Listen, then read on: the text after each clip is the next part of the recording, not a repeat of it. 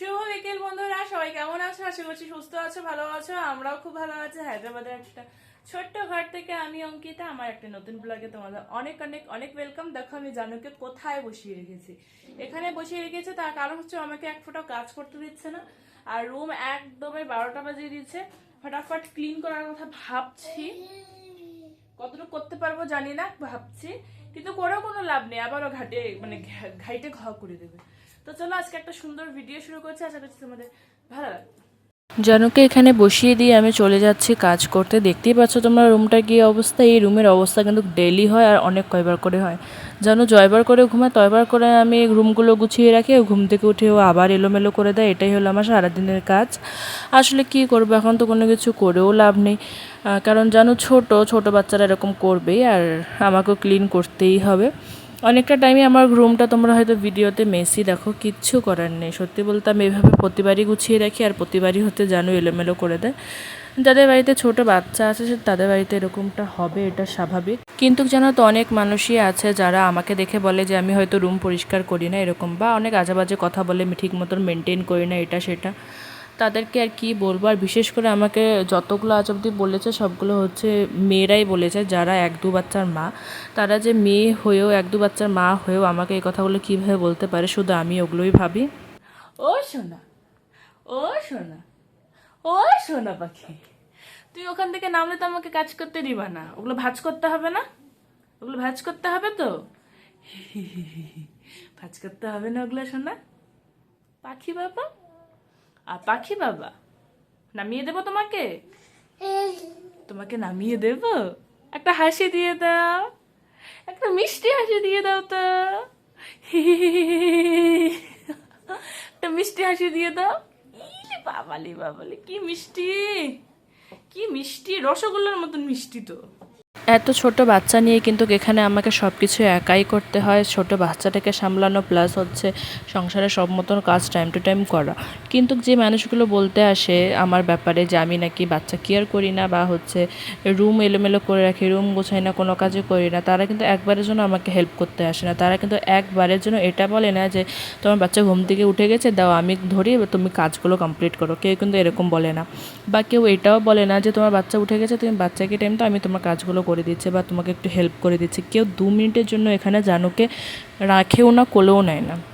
আর কিন্তু সেই মানুষগুলোই আমাকে দিন শেষে জ্ঞান দেয় যে বাচ্চাকে কিভাবে মেনটেন করতে লাগে, তারপরে হচ্ছে রুমগুলো আমি পরিষ্কার কেন করি না, কখন করব, এগুলো কথা শুনলে জাস্ট আমার মাথাটা গরম হয়ে যায়।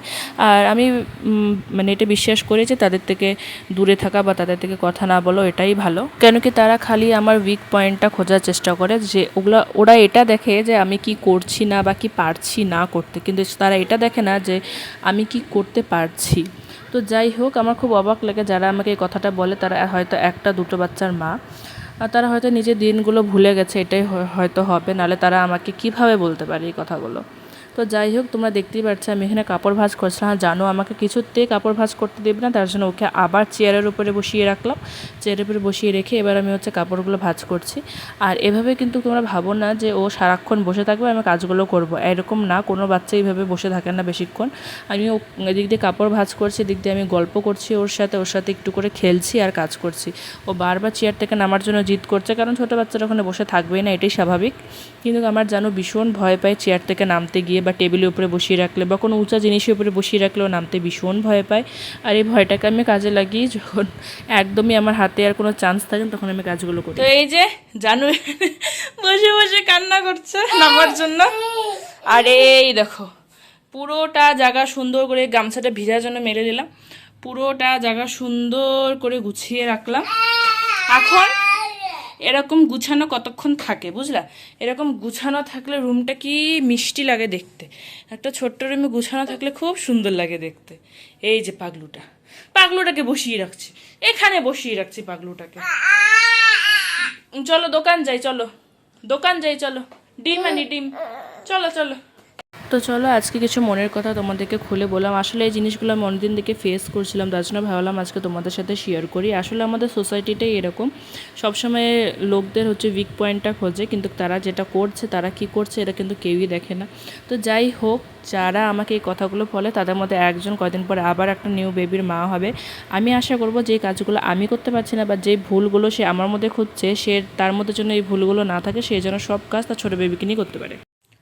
তো এই যে আমার জান পাখি দেখো উঠে পড়লো, ও টের পেয়ে গেছে মাম্মা কিছু খাচ্ছে। আসলে আমি জানুর জন্য ওয়েট করছিলাম যে জানু উঠবে তারপরে খাবে, কিন্তু 10টা বেজে গেছে, তাও জানু ঘুমের থেকে উঠছিল না, তার জন্য মাম্মা খাওয়া স্টার্ট করেছে। আর আছে না দেখো, আমি আমারটা তো খেয়ে নিয়েছি, খালি একটা পিস বাঁচা আছে। এটা হলো capsicum onion corn cheese pizza. আর নিচেরটা দেখাই, নিচেরটাও কিন্তু খুব টেস্টি। এটা আছে ক্যাপসিকাম অনিয়ন পিৎজা, এটাও আমি খুলেই নিলাম। এটার মধ্যে খালি কর্নটা নিই। তো এটা এটা পাপার জন্য, জানো এটা পাপা পাপা পাপা পাপা পাপা আমরা এটা খাই, আমরা এটা খাই, আমরা এটা খাই। আসো, আমার জানো কিন্তু হাঁটা শিখে গেছে, ও এখন কিন্তু ভালোই হাঁটতে পারে, হাঁটতে হাঁটতে গিয়ে পড়ে যায়। তো দেখো এ জানো এখন হাঁটছে। আমি ওর হাঁটার ভিডিও তোমাদের সাথে আরও শেয়ার করবো। আজকের মতন এখানেই, টাটা।